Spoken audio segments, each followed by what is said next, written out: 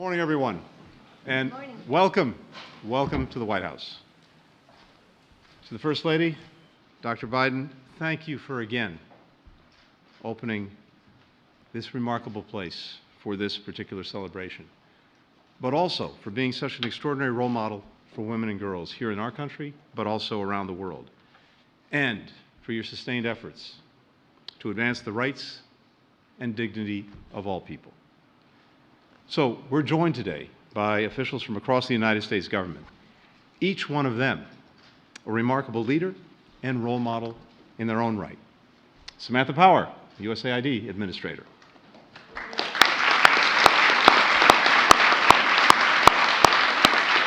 Jen Klein, the Director of the White House Gender Policy Council.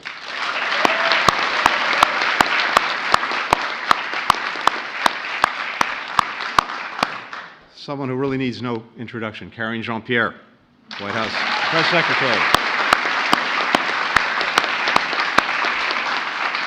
Emery Ruiz, the White House Political Director.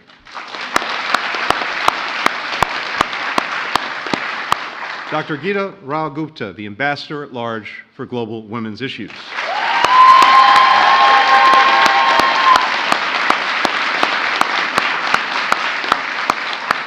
Geeta's obviously stacked the deck here.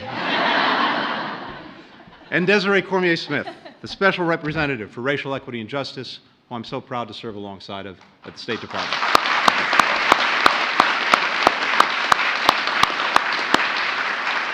I also want to acknowledge our team at the Bureau of Education and Cultural Affairs, led by Assistant Secretary Lee Satterfield. Thank you, Lee. They are doing so much every single day to build bridges of understanding between the United States and the world, including bringing together our awardees with U.S. public servants and advocates so that they can learn from each other and boost one another. Now, this year's International Women of Courage are simply extraordinary. They're advocating for domestic workers in Bangladesh and people with disabilities in Afghanistan. They're exposing corruption in Uganda, combating sexual harassment in Japan, standing up for the children of wartime rape in Bosnia and Herzegovina, fighting for democracy in Belarus. We're honoring a dozen women. There's one who couldn't join us today, Marta Beatriz Roque Cabello, an unyielding defender of human rights in Cuba. Cuban authorities have subjected Marta to a long campaign of detention and abuse, including prohibiting her from traveling abroad. Marta may not be able to be with us today in person, but we want her to know all of us are with her every single day.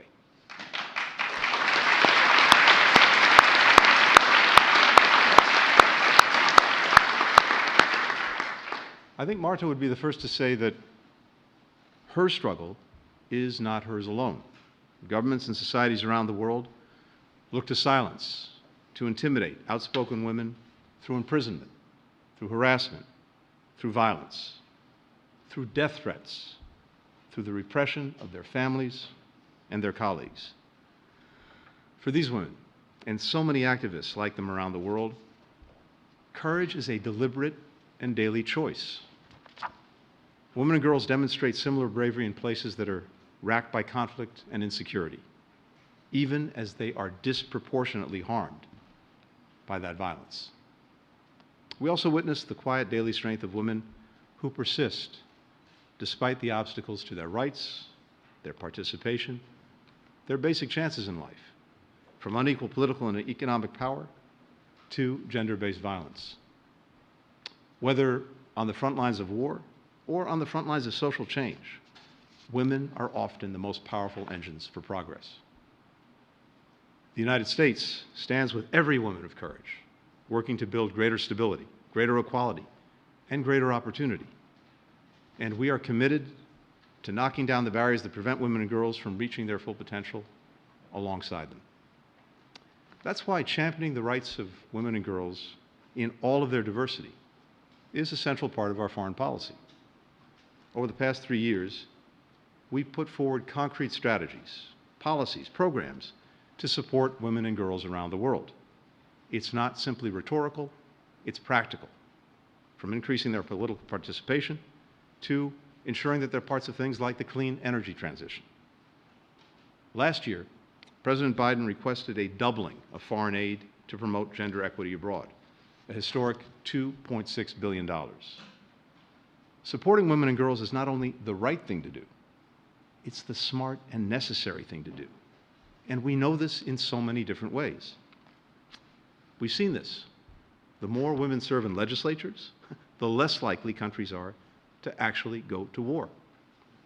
If we were able to close the gender gap around the world in the worldwide workforce, we would add an estimated $28 trillion to the global economy. Just imagine what we could do to better societies around the world with those kind of resources. Simply put, when women do better, we all do better. As we advance the rights and dignity of women around the world and of all people around the world, we will continue to look to learn from, to be inspired by our partners in government, the private sector, and civil society, including the women that we're celebrating here today. Now, one of our honorees, Fariba Baloch, has been subjected to persistent threats from Iranian security forces, but that has not deterred her. She put it this way: "This is my path. This is my responsibility. I refuse to be silenced." That